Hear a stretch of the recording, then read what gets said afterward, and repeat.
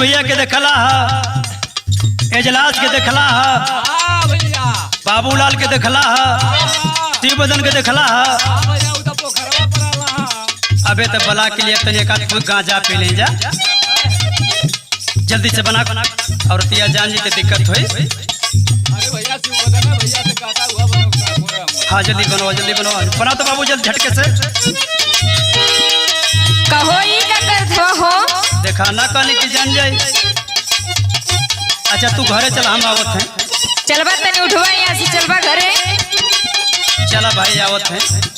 रोज रोज का तो नौटंकी हमके नीक ना लगेले। सुना बतावा। खइले का खियाल नाही पियले के पानी। सुनत ना? हाँ सुनत है, सुनत है। अरे खइले का खियाल नाही पियले का पानी। छोड़ी दर जग जवा चढ़ल बा मोर जवानी।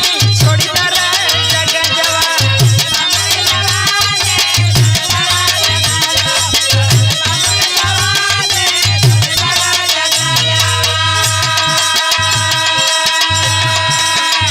सुनबू सुनाई। अरे यही में हमारी जिंदगी बीतती है, भगवान शिव कोई बूटी है। का जिंदगी बीतत है तुआर बतावा ना। तू ना हमारे बतिया के सुना बा।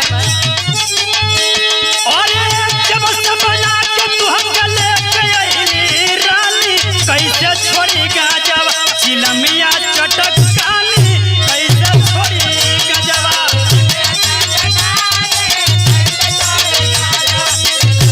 पटिया मार जा, सुधर जा। सुनत हवा? का हो? वो तो हम जानत हैं कि जब से गौना करा के लियाल बड़ा देखते हैं कैसन देहिया रहल कैसन होता। हाँ भाई तमो के को चिंता ना होत बा। के करी चिंता में इतना पियत हुआ? अच्छा बताओ। सुना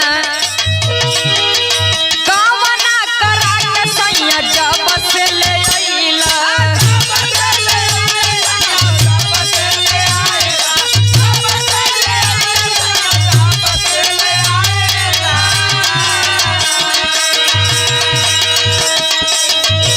अरे केवनी सवालिया पर जाके भूलैला।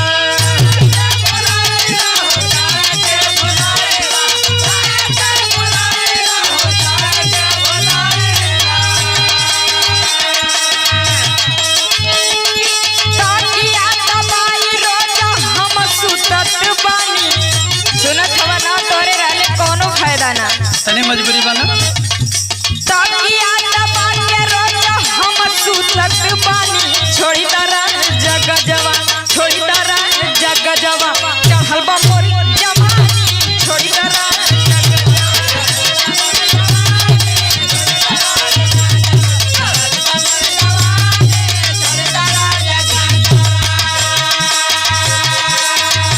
एगो हमार बात सुना। सुनावा। जब तू छोड़े का था हाँ अब दिक्कत होत बा। का दिक्कत होता? सुना। सुनावा। अरे गजवा में बसल रानी हमारी सुरतिया।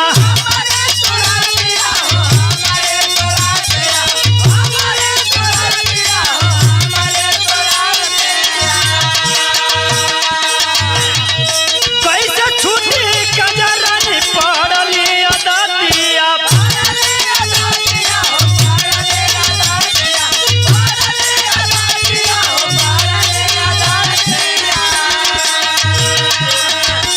अरे जीव जो जरावा ना ता बिगड़त बा पानी, जीव जो जरावा ना ता बिगड़त बा पानी।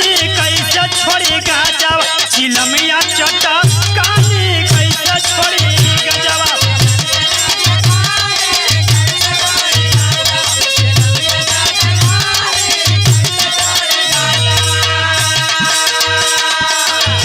ई बतावा का हो? कि तोरा खातिर गांजा प्यारा बा कि हम? अरे भाई गांजा तो पटेल बा कि गजवा से ढेर बेसी तू प्यारा पड़ू। हाँ तो सुन। बतावा। गांजा नहीं छोड़ा बात नैहर चली जाई। अरे तुम रोवे न लगब हो।